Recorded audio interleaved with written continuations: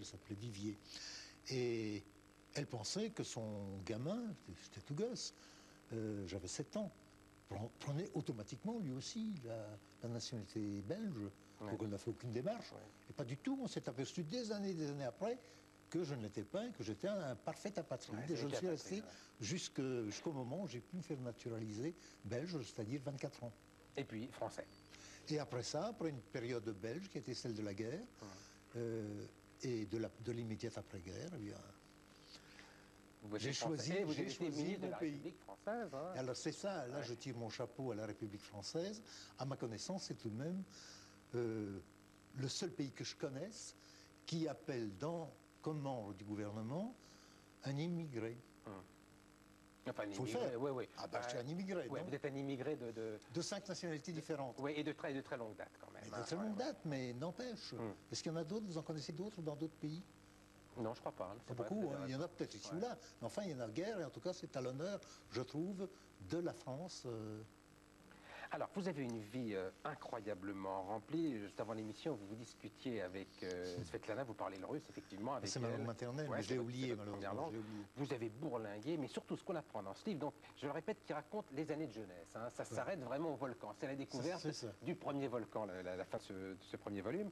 Et alors, ce qui est tout à fait stupéfiant, c'est que l'homme de feu, que vous êtes, l'homme des terres lointaines, l'homme du Sud, voulait être explorateur polaire. Ah oui, vous vouliez c'était dans le Grand Nord. C'était le grand rêve de mon enfance. Je ne voulais aller que dans le Grand Nord. Éventuellement dans le Grand Sud, mais surtout dans le Grand Nord. Pourquoi? Je n'en sais rien. J'avais eu certainement des lectures. C'est pas de mes parents, c'est ni de ma mère, ni de mon beau-père, qui a été mieux qu'un père pour moi. C'était certainement des lectures. Lectures de gosse, et je me suis focalisé sur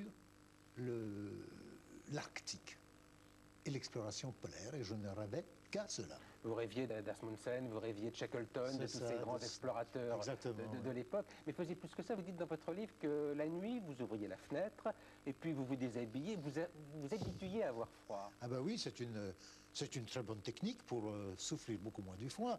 Vous allez mourir de chaleur après. L'alpinisme peut-être que j'ai le plus admiré dans ma longue vie de montagnard, c'est un alpiniste italien qui s'appelle Enrico Bonatti, qui a fait des courses extraordinaires, la première de la face ouest du Dru, par exemple. Eh bien, Bonatti s'exerce, je veux dire plus maintenant, parce que maintenant, bon, comme moi, il est un homme âgé, mais jusque passé 50 ans, il s'exerçait à supporter le froid quand il était dans son chalet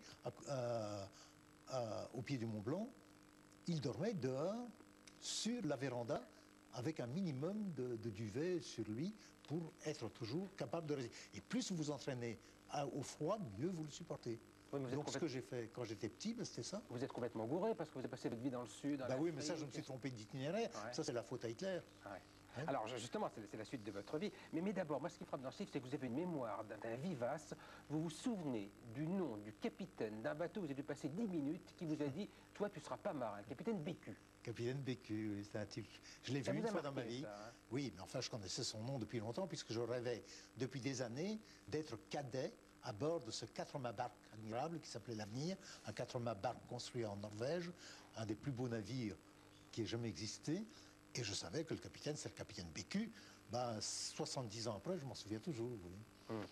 Vous auriez pu être marin, vous auriez aimé être marin. Mais heureusement, je ne l'ai pas été, parce que ce n'était pas du tout. Et c'est lui, le capitaine Bécu, qui m'a démontré que ce que je croyais être la vie de marin, c'était la vie de marin, peut-être du temps de Jean Bart, ou de Christophe Colomb, ou de Suffren, mais certainement pas en 1932, quand je suis allé le voir.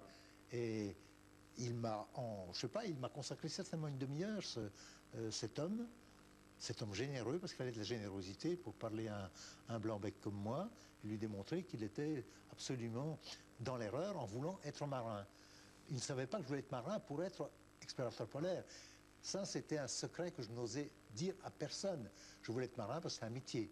Je voulais être explorateur polaire parce que c'est ce qui m'attirait, mais c'est pas un métier, explorateur polaire. Mais vous dites secret, c'est un mot important parce qu'on vous voit, vous parlez tranquillement, vous aimez bien vous exprimer, contrairement à ce que vous dites dans le livre, vous dites, moi les mots ne me viennent pas, je préfère écrire, c'est pas vrai, vous adorez parler en définitive. Mais vous êtes très secret, constamment vous nous expliquez, non, ça je ne dis pas, ça je le conserve pour moi, faites très attention quand même à la fin. Il y a des choses qui ne sont pas à dire. qui vous appartiennent à vous, ou éventuellement à 2 d'entre vous, quoi, qui sont notre domaine privé. Celui-là, je n'en parle pas, mais pour le reste, si on me demande, ou bien je ne parle pas, ou bien si je parle, il faut être franc, honnête, loyal et ouvrir toutes les cases, si possible. Alors les gens vont être très, très surpris qui vont découvrir ce livre, parce que c'est vrai que pour la plupart des gens, pour moi le premier, Haroun Tazieff, ce sont d'abord les volcans. L'impression que vous êtes tombé dedans quand vous étiez tout petit. En fait, pas du tout. Vous avez passé votre temps à essayer des trucs. Vous avez fait agro. Donc, les études d'agronomie, un peu par hasard pour faire quelque chose. Un peu par hasard pour faire quelque chose, pour avoir un métier de plein air, parce que le plein air, pour moi, c'est fondamental. Il me faut le plein air, il me faut la nature. Il me le fallait encore bien plus quand j'étais jeune. Et en plus, en sous-entendu, jamais avoué, c'est que l'agro, ça conduisait à la sylviculture, donc la culture des forêts. Ouais. La forêt, ça pouvait vous conduire dans le nord du Canada ou de la Sibérie. Et au-delà de la forêt, nord, c'était l'Arctique. Oui. Ah oui, c'était toujours la vieille passion. Alors j'ai appris aussi que vous étiez un spécialiste très compétent des scolites, qui ne sont pas une maladie intestinale comme on pourrait penser, mais des petits coléoptères. Ben oui, j'ai eu un prof j'ai eu un prof d'entomologie extraordinaire, un type adorable, admirable, un grand savant dans son domaine, donc les insectes, le prof d'insectes, l'entomologie c'est la science des insectes, et vraiment il m'avait fasciné, et je m'étais spécialisé dans les insectes, j'étais passionné surtout par les coléoptères, tous les coléoptères. Et quand j'étais en en quatrième année d'agro, il m'a proposé de devenir son assistant au labo donc il dirigeait, le labo professoral. J'ai été très flatté, je suis entré là-dedans et je me suis spécialisé dans ce qu'il m'a proposé comme étude, qui était les scolites, qui sont des tout petits, c'est grand comme un grain de riz, c'est brun comme du bois, parce que ça vit d'ailleurs dans le bois. Donc ça ne se voit pas? Ça ne se voit pratiquement pas, et ça fait des dégâts épouvantables dans des quantités d'essences forestières. J'ai travaillé là-dedans pendant 2 ans. Puis la guerre est venue. Oui, alors si on doit raconter tout ce que vous avez fait, toutes les études, la géologie, la photographie, on est là encore la semaine prochaine. Ouais. Et effectivement, ce qui est sûr en tout cas, c'est que dès cette époque-là, vous avez un petit peu moins de 20 ans, vous avez vos 20 ans, déjà vous commencez à combattre la faculté. Déjà, les professeurs, c'est pas votre truc. Hein. Vous avez quelques professeurs admirables que vous adorez, mais de façon générale, vous n'aimez pas tellement... Mais écoutez, depuis lors, j'ai quand même une longue expérience de toutes les choses, y compris universitaire, hélas. Hélas, parce que vous avez enseigné ou parce que vous avez... J'ai enseigné parce que j'ai vu les collègues, etc. Ouais. Quoi. Mais j'ai découvert au cours de l'existence qu'une catégorie humaine quelconque, une nation, une classe sociale, un groupement politique, un parti, n'importe quel groupement humain serait parti sur une courbe en forme de cloche, ce qu'on appelle une courbe de Gauss. Une courbe en forme de cloche où, si vous mettez de ce côté-ci les excellents, admirables, et là les abominables odieux, et en ordonnée, verticalement, la proportion, la quantité, il y en a extrêmement peu des admirables et des odieux. Et plus on va vers le centre, plus il y en a. Et ça fait donc le chapeau de gendarme. Ouais. Et chez les profs, c'est la même chose, chez les étudiants, chez les élèves, la même chose. Il y a extrêmement peu d'admirables, extrêmement peu d'odieux. Malheureusement, les odieux sont plus efficaces que les admirables, parce que les odieux, dans n'importe quelle catégorie, ils utilisent n'importe quel moyen pour arriver et pour faire du mal, dès que les autres, ils ont une éthique. Oui, mais ça, c'est le polémiste. Ça, c'est le mauvais coucheur qui raconte ça. Non, c'est l'observateur. C'est l'observateur scientifique absolument objectif. D'accord, si vous voulez, vous êtes objectif, d'accord. N'empêche, Haroun Tazieff, vous n'avez pas supporté, vous supportez toujours pas aujourd'hui le conformisme. Vous êtes un vrai anticonformiste. Oui, je suis assez anticonformiste. Et vraiment, vous êtes trouvé à l'université du conformisme. Et il y a une histoire qui est magnifique, c'est que donc vous êtes étudiant en géologie. Et vous admirez les théories d'un grand spécialiste de ce qu'on va appeler la dérive des continents, la tectonique des plaques, qui va être votre credo. Et vous n'avez pas de peau parce que votre professeur, votre maître, lui, il a écrit le livre qui dit exactement le contraire. Oui, alors évidemment, j'étais mal placé parce que, bon, moi j'ai lu le petit bouquin de Wegener, Alfred Wegener, qui était un météorologiste allemand qui avait bâti une hypothèse qui m'avait enthousiasmé dès que je l'avais lu, et qui démontrait que les continents n'occupent pas aujourd'hui la place qu'ils occupaient dans le passé géologique, c'est-à-dire il y a des centaines de millions d'années. Il faut rappeler que vous aviez 20 ans et que vous n'aviez jamais entendu parler des volcans. Hein. Jamais, jamais. Les volcans, je ne savais pas, je m'en ficherais complètement. Et j'ai étudié la géologie parce que j'étais venu à la géologie d'abord par amour de la montagne, j'étais alpiniste, et pour me plaire dans la montagne, j'aimais mieux la comprendre. Pour la comprendre, il fallait comprendre la géologie. Et bon, j'étais géologue amateur. Lorsque la guerre est arrivée, la guerre m'a obligé à avoir une profession de jour, parce que je faisais d'autres activités de nuit, qu'on reverra avec Pivert, n'est-ce pas? Et le jour, je n'avais rien à faire. Et pour me rapprocher de la montagne intellectuellement, je me suis inscrit à l'école des mines de la ville de Liège, qui était excellente, où il y avait une très grande école de géologie. J'ai cru m'y inscrire pour quelques mois.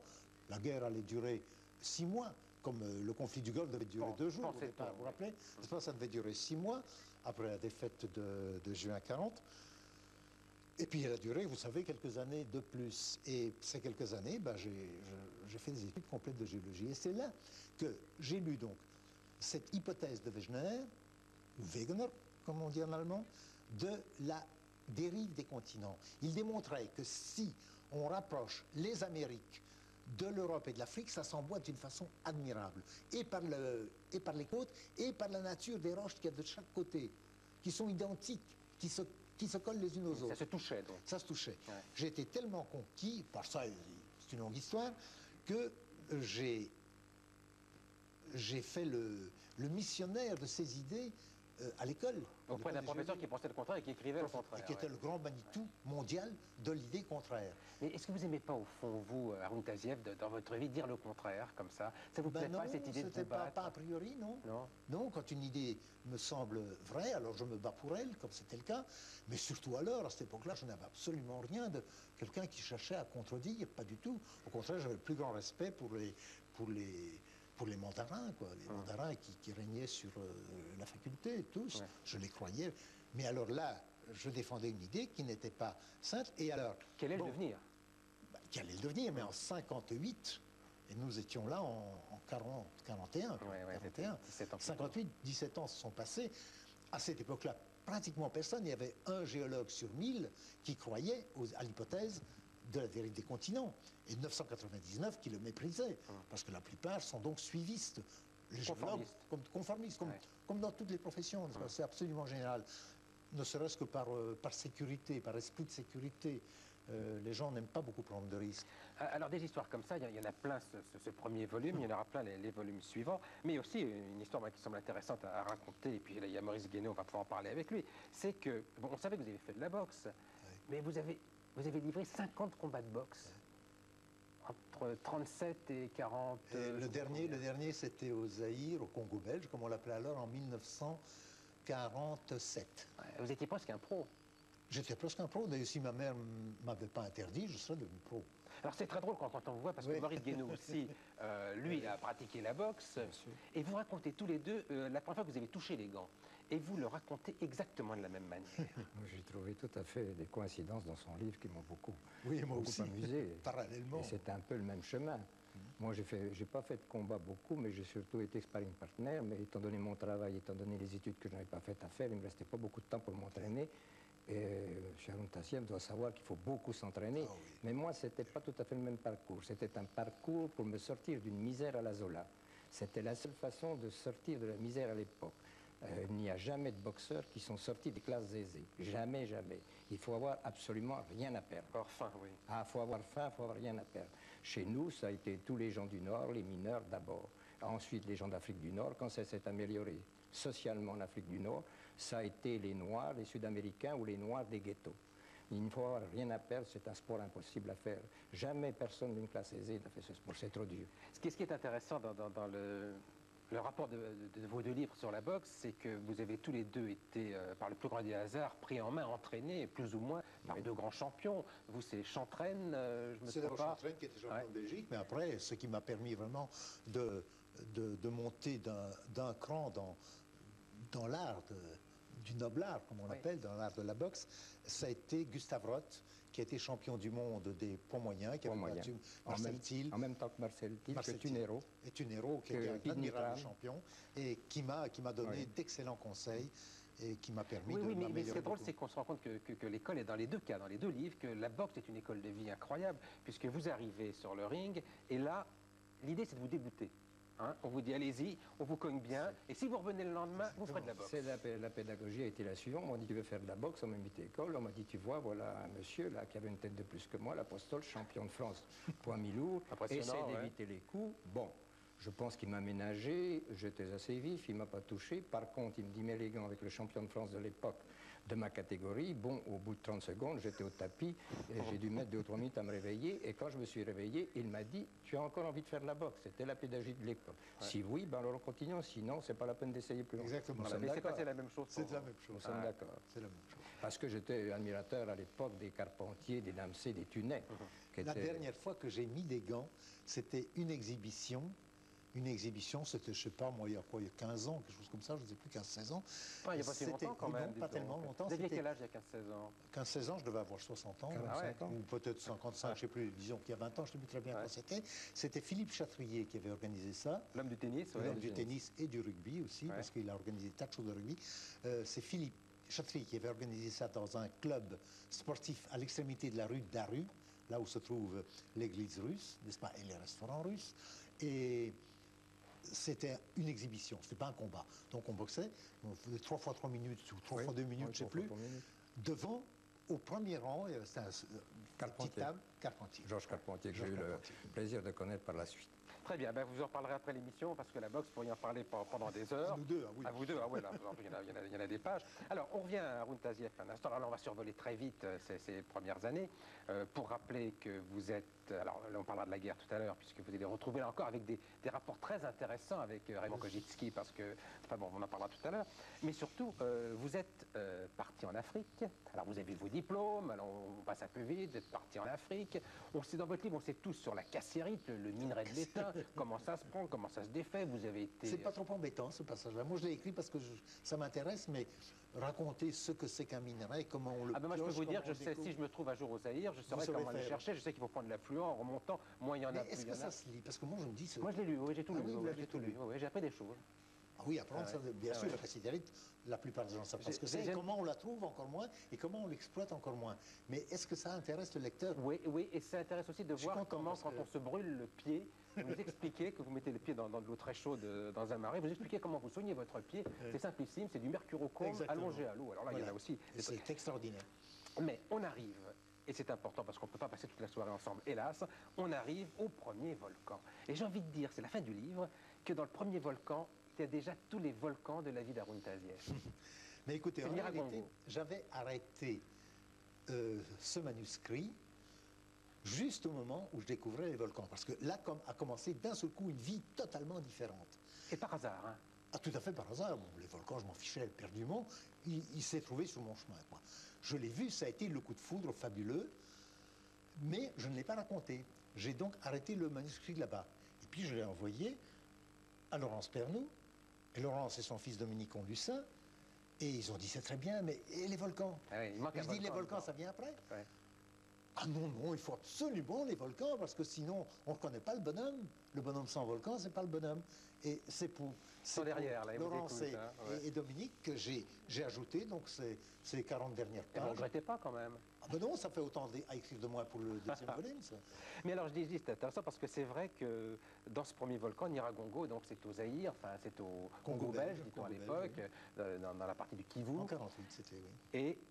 Et il se trouve que simplement, vous êtes là-bas en mission, vous êtes mineur, donc vous êtes ingénieur des mines, vous vous occupez d'une mine d'étain, et d'un seul coup, vous apprenez qu'il y a un volcan en éruption.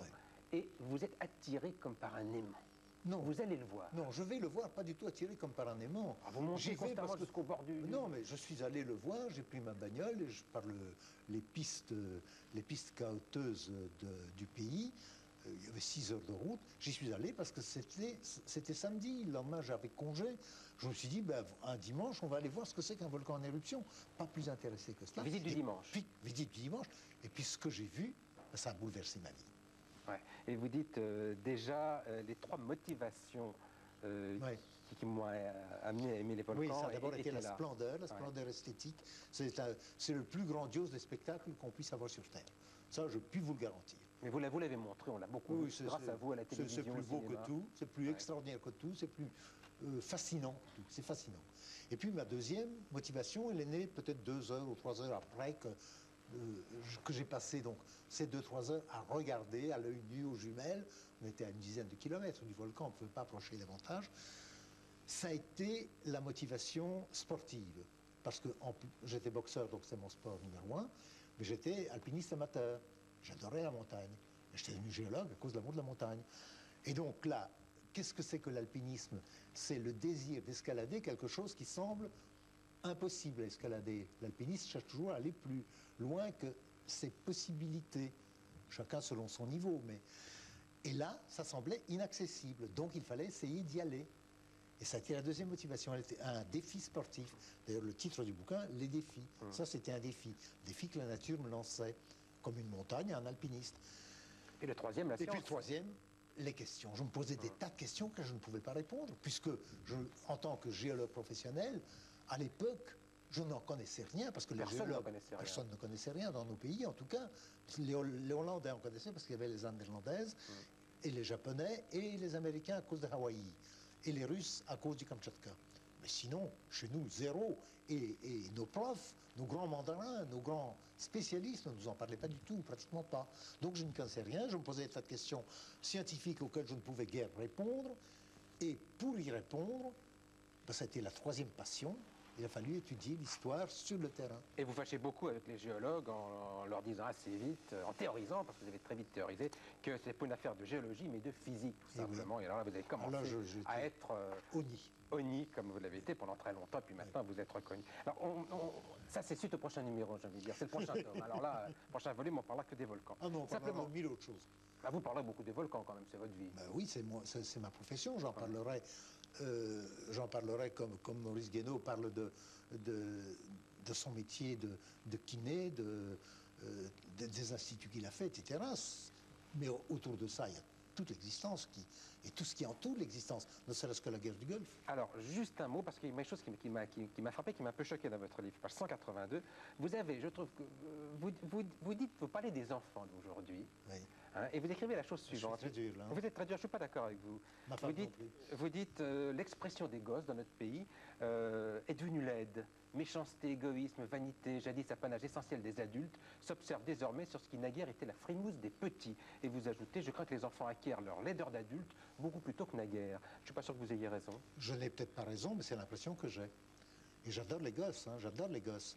Mais quand ils sont dignes d'être adorés, et de moins en moins ils le sont, observez-les objectivement, sans vous laisser aller à le gentil petit mignon. Regardez leurs expressions quand vous en avez une palanquée, là-bas, une école, n'importe quoi, et voyez quel est le pourcentage de frimousse vraiment adorable et de gueules qui ne le sont pas. Ouais. Ouais, regardez. Très bien, ben voilà, regardez. Allez demain matin à la sortie des écoles qui travaillent le samedi, vous allez faire des photos et vous nous les envoyez. On fera une liste, on fera une courbe de Gauss, tiens. Voilà. Une courbe, chapeau de gendarme, voilà, je crois que j'ai tout compris là. Merci beaucoup. Merci Bernard.